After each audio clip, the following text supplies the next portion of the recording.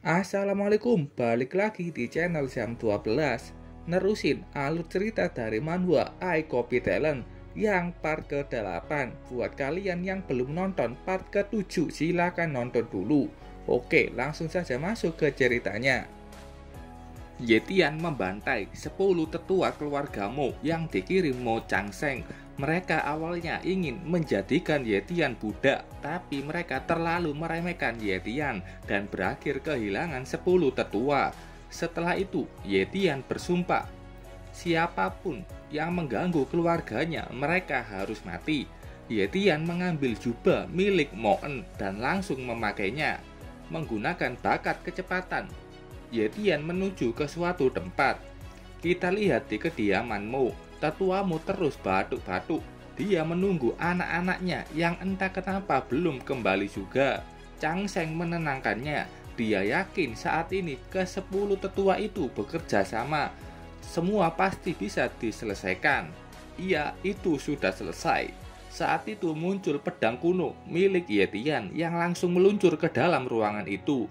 Tetua Mo melihat pedang itu dan langsung melompat untuk menghindarinya. Dia lolos dari kematian mendadak. Dengan emosi dia bertanya, siapa orang yang berani mengganggu keluarga Mo? Pedang yang menancap di tanah itu mulai bergetar. Pedang itu terbang menuju ke pemiliknya. Kalian mengirim orang untuk membunuhku, tapi kalian masih bertanya siapa aku. Bukannya itu lucu? Yetian sudah muncul memberikan senyuman terbaiknya untuk mengejek rencana tetua Mo yang gagal. Chen Shang menanyakan hal bodoh. Dia malah bertanya kenapa Yetian ada di sini dan di mana ke-10 tetua besar sebelumnya. Jangan khawatir, kalian akan segera bertemu dengan mereka, tentu saja di neraka. Chen Shang tidak percaya apa yang dia dengar barusan, karena dia percaya kalau ke-10 tetua akan berhasil. Yetian tidak mau kelamaan berada di situ. Dia langsung berlari dengan kecepatan penuhnya, mengacungkan pedangnya ke arah Chen Shang. Chen Shang yang cuma banyak omong tidak bisa menghindarinya dan langsung mendapatkan tebasan kuat. Dan kayaknya sekali tebasan itu sudah membawanya bertemu ke-10 tetua di neraka. Tetua Mo menghampiri anaknya. Dia sangat marah melihat anaknya itu sudah terbunuh.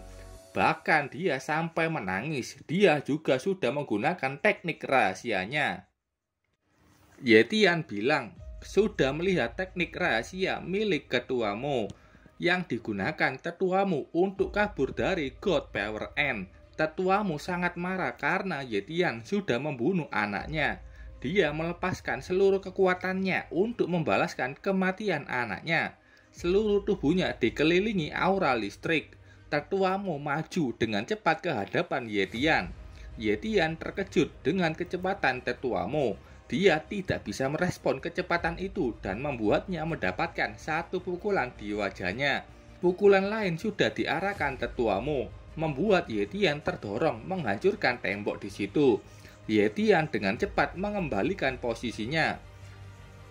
Tetua Mo berjalan menghampiri Yetian. Dia bersumpah akan membunuh Yetian di sini dan membuat tubuhnya menjadi abu. Itu pun belum bisa menghilangkan kemarahannya. Mendengar suara keras dari situ, membuat seluruh warrior dari keluarga Mo muncul dan mengepung Yetian. Yetian masih percaya diri. Dia mengatakan ke kepala keluarga Mo, kepala keluarganya saja sudah dibunuh. Apa kalian tidak sadar kalau ada yang salah? Keluargamu cuma sekumpulan sampah. Tetuamu menyuruh anak buahnya membunuh Yetian. Walau sudah begitu, Yetian maju duluan. Dia sudah sampai di depan menggunakan satu kill, memberantas beberapa serangga yang berada di depannya. Tetuamu terkejut melihat bagaimana Yetian dengan mudah membantai banyak warriornya. Dia sudah tahu kalau Yetian punya kekuatan setingkat dengan Great Warrior. Setelah Yetian membersihkan sampah, dia menuju ke tetua Mo. Dia ingin tahu seberapa lama teknik rahasia tetua Mo akan bertahan. Tetua Mo tidak tahan dengan Yetian yang terus mengacaukan kehidupannya. Dia pun mengeluarkan pedang besarnya. Kedua pedang berkekuatan penuh itu saling beradu. Sementara itu, di satu pohon besar, ada dua orang misterius memakai jubah tertutup melihat pertarungan keduanya. Salah satunya tidak menyangka ada pertarungan dua orang tingkat Great Warrior di keluargamu. Dan itu sangat luar biasa. Orang tua yang berjenggot memanggilnya Tuan Muda dan bertanya apa mereka harus memeriksanya. Katanya jangan terburu-buru, Tetua Z. Dia membuka tudungnya dan ternyata kalau dilihat dari wajahnya, mungkin dia ini Lin Mingzi, kepala keluarga Lin yang pernah muncul saat penaklukan God Power End. Dia ingin melihat pertarungan itu. Kita kembali lagi ke Yetian yang saat ini sedang menahan serangan dari tetuamu. Kedua serangan terpental, tetuamu mengambil inisiatif dengan menyerang Yetian. Tapi serangannya itu berhasil dengan mudah ditangkis Yetian. Tetuamu sampai kaget serangan cepat dan kuat miliknya berhasil ditahan. Yetian melihat tetuamu yang sedikit lengah. Mengambil kesempatan itu, Yetian memberikan tebasan kuat yang mengenai tubuh tetuamu. Tetuamu memang berhasil bertahan, tapi dia juga batuk darah karenanya. Tidak mau terus ditekan, tetuamu mengangkat pedangnya, mencoba menyerang Yetian yang masih berjongkok. Serangan kuatnya itu sudah turun. Yetian dengan cepat segera melompat mundur menghindari serangan tetuamu. Yetian benar-benar kuat dan sangat gesit. Tetuamu tahu kalau pertarungan ini terus berlanjut, dia akan menghabiskan tenaganya. Jadi dia berencana untuk kabur karena masih ada waktu sebelum teknik rahasianya habis. Dan dalam waktu itu, dia mau ke keluarga Lin meminta bantuan. Teruslah menyerang Pak Tua, atau jangan bilang kau sudah tidak sanggup lagi. Yetian terus mengejek tetuamu dengan senyuman terbaiknya. Tetuamu mengeluarkan granat, dia tersenyum licik sambil melemparkan granat asap itu ke tengah-tengah. Yetian terkejut dengan apa yang dilakukan tetuamu. Dia tahu kalau tetuamu itu mau kabur. Tetuamu sudah bergegas kabur selagi teknik rahasianya masih bisa dia gunakan. Yetian tidak akan membiarkan itu. Dia menggunakan bakat kecepatannya untuk mengejar tetuamu. Mengetahui Yetian yang tidak menyerang untuk mengejarnya, tetuamu mulai panik. Yetian berhasil menyusulnya. Dia bertanya, kau pikir kau mau kemana? Mengetahui kalau Yetian punya bakat kecepatan tingkat atas, padahal bakat kecepatan Yetian ini masih tingkat rendah. Tetuamu mengubah arahnya, berharap bisa kabur. Dia terbang ke arah sebaliknya, tapi Yetian masih tenang-tenang saja karena dia percaya diri kalau main kejar-kejaran. Tetuamu sudah dalam pelarian, merasakan kekuatannya sudah hilang, artinya teknik rahasianya sudah habis. Dia pun terjatuh ke tanah, tak berdaya. Tubuhnya kembali seperti semula, kesakitan di mana-mana dan sudah tertatih hanya untuk bisa berdiri. Yetian datang, sudah waktunya untuk mengakhiri semua ini keluargamu. Silakan reunian di neraka. Seperti kebanyakan keluargamu, kalau sudah mau mati, mencoba dulu untuk memohon. Begitu juga dengan tetuanya, dia juga memohon ke Yetian, memanggil Yetian Tuan Muda. Dia bahkan berjanji akan memberikan semua harta dari keluargamu. Yetian merasakan dejavu setelah melihat kejadian ini berulang kali. Yetian dengan bercanda bilang, "Oke, bawakan semuanya keluar." Tetuamu mendengar itu senang. Dia langsung mengumpulkan sisa kekuatannya, berharap untuk bisa membunuh Yetian. Dia mengeluarkan sesuatu dari tangannya, itu ada bola merah dengan banyak lubang di situ. Tetuamu tersenyum senang. Yetian sudah tahu kalau itu sangat berbahaya, jadi dia langsung melompat mundur. Bola itu meledak, dari situ berterbangan jarum-jarum kecil. Yetian mencoba menangkis semua jarum yang mengarah kepadanya. Yetian sudah turun, dia marah ke para sampah yang hanya tahu menggunakan trik kayak gini. Yetian mendapatkan goresan kecil di pipinya. Melihat itu tetuamu sangat senang karena jarum-jarum itu dilapisi racun dan yakin racunnya bisa membunuh Yetian. Yang dia tidak tahu, Yetian punya bakat penyembuhan tingkat apex. Kalau luka kecil dan racun begini langsung sembuh. Dan bam, kaget lagi ini orang tua. Bingung juga kenapa Yetian punya banyak sekali bakat. Yetian mengambil satu jarum yang tergeletak di tanah dan langsung melemparkan itu ke tetuamu. Jarum itu meluncur menembus tubuh tetuamu. Kalau kau penasaran, tanyakan saja ke Hades di neraka. Sementara itu di rumah Yetian, ada Gelwolf yang sedang mengeluh kemana Yetian pergi, dan dia harus menjaga Yeyu. Baru saja mengeluh, datang Yetian di belakangnya. Yetian berterima kasih ke Gelwolf yang sudah menjaga Yeyu. Gelwolf senang Yetian sudah kembali dan dia bertanya apakah Yetian sudah menyelesaikan urusannya. Tentu saja, dan mulai hari ini Lin Hai Beast bukan lagi punya keluargamu. Yetian bertanya di mana Yeyu. Gelwolf bilang Yeyu sedang beristirahat setelah meminum obat penenang dan tempat ini sudah aman. Yetian lega mendengar kabar baik itu. Setelah itu mereka turun dari atap, berjalan melalui gang kembali ke rumah. Gelwolf bertanya, setelah keluargamu tidak ada, apa yang akan direncanakan Yetian? Yetian mau adiknya Yeyu memulai kultivasi. Dia penasaran apakah ada cara untuk orang biasa agar cepat berkembang.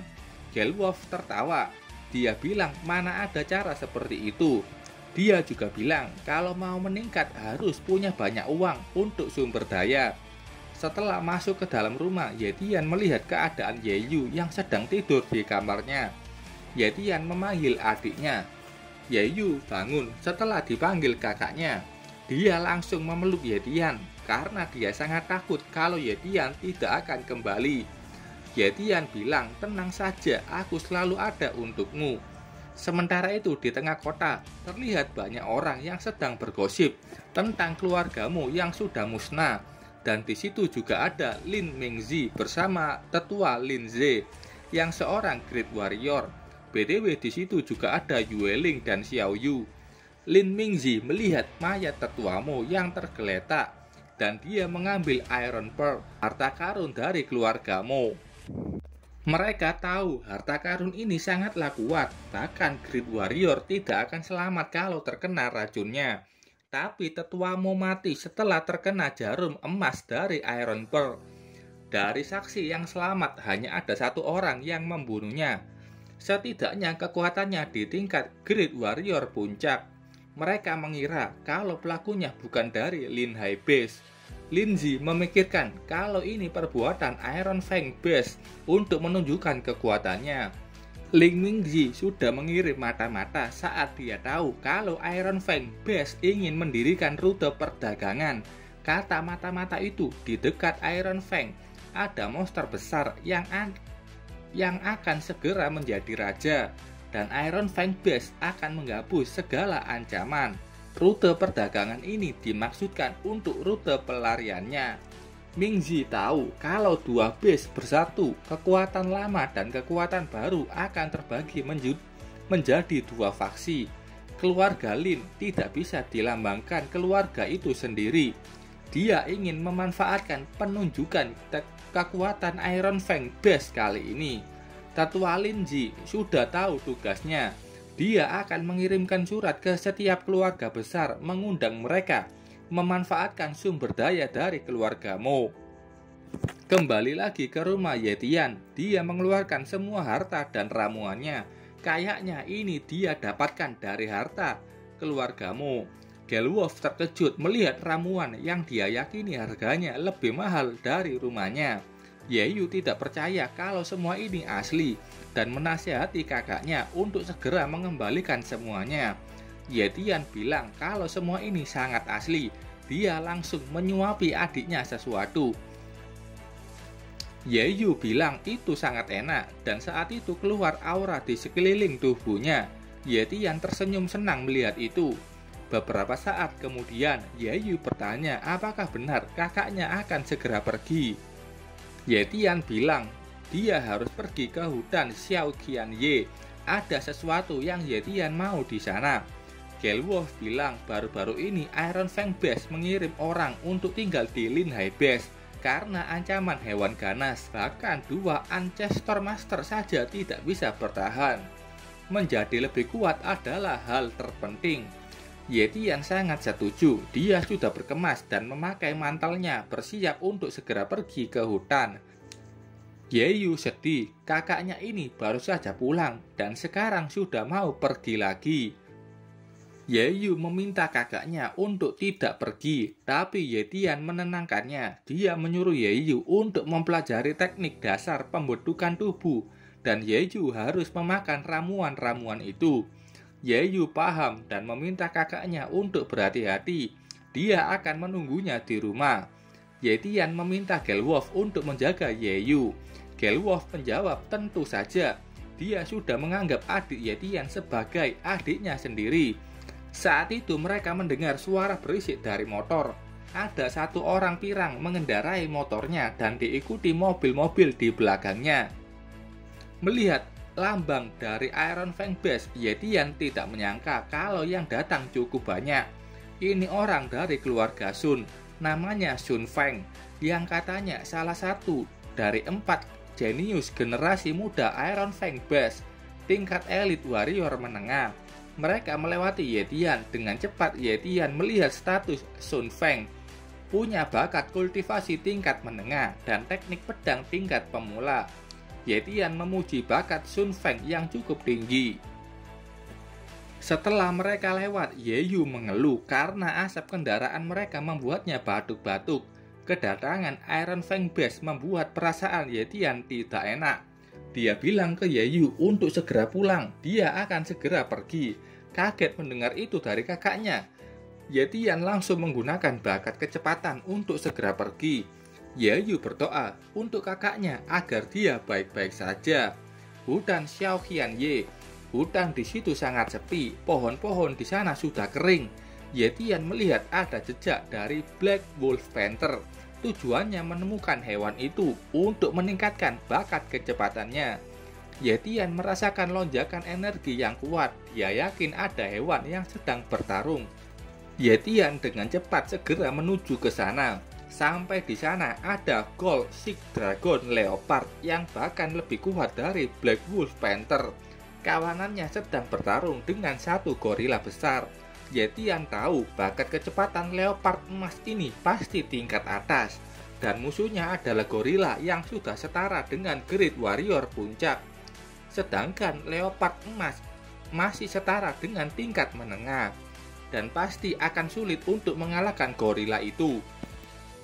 Gorila itu mencoba meninju kedua leopard yang terus saja menghindarinya. Yetian berpikir bagaimana caranya untuk menyalin bakat kecepatan mereka. Saat itu ada kaki hewan lucu mendekat dan menjilat sepatu Yetian. Yetian terkejut melihat adanya kucing emas yang begitu lucu. Yetian bertanya kenapa dia ke sini dan tidak disangka kucing itu bisa telepati. Dia mengatakan akan menawarkan soul like-nya dan membuat kontrak master dan pelayan menjadi bawahan setia Yetian. Yetian mendengar kalau itu suara perempuan. Yetian mengkonfirmasi apakah kucing itu yang berbicara. Kucing itu menjawabnya. Yetian bertanya kenapa dia mau menjadikan Yetian masternya. Katanya, Yetian punya aura tipe kecepatan dan itu perasaan yang familiar.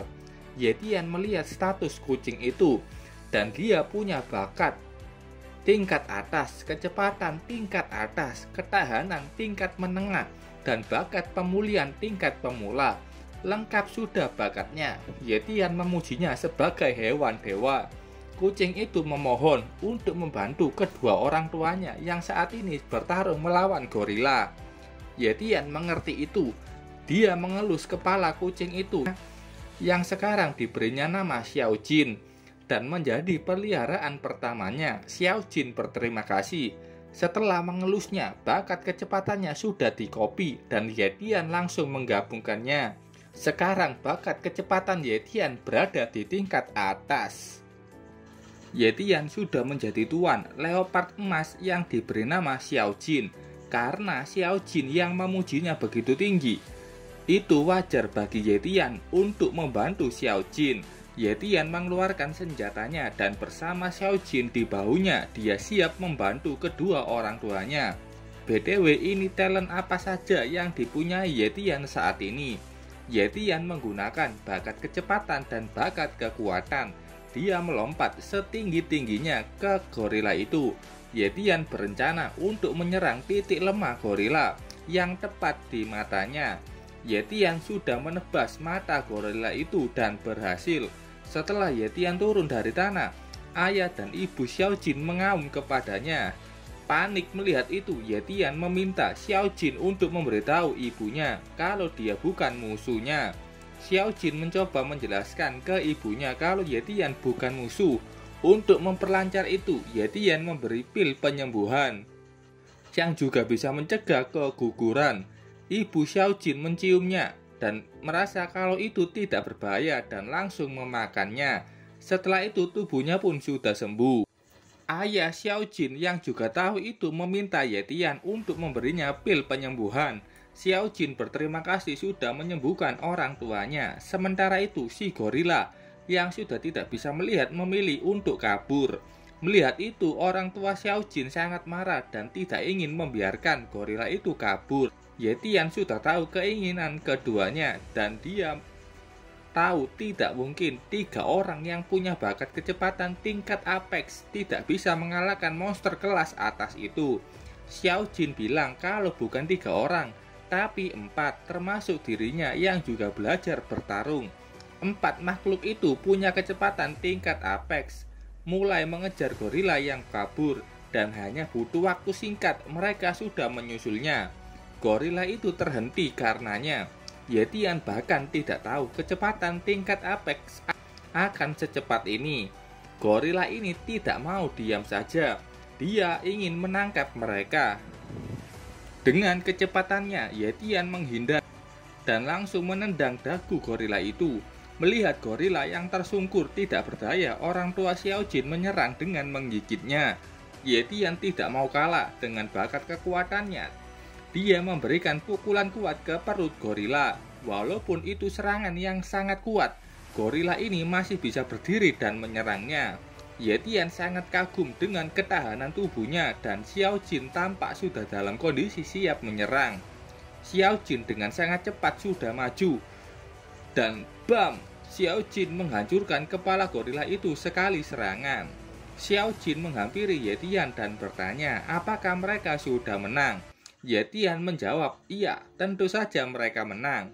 Ye Tian benar-benar tidak menyangka bisa bertarung dengan Beast. Setelah itu, ibu Xiao Jin tampak terjatuh kesakitan. Entah apa yang terjadi. Apa mungkin kandungannya ingin keluar karena tadi Ye Tian bilang obatnya bisa mencegah keguguran. Penasaran? Kita tunggu saja chapter selanjutnya. Oke, sampai sini dulu ceritanya. Terima kasih buat kalian yang sudah menonton videonya sampai selesai. Salam jam 12. Bye-bye.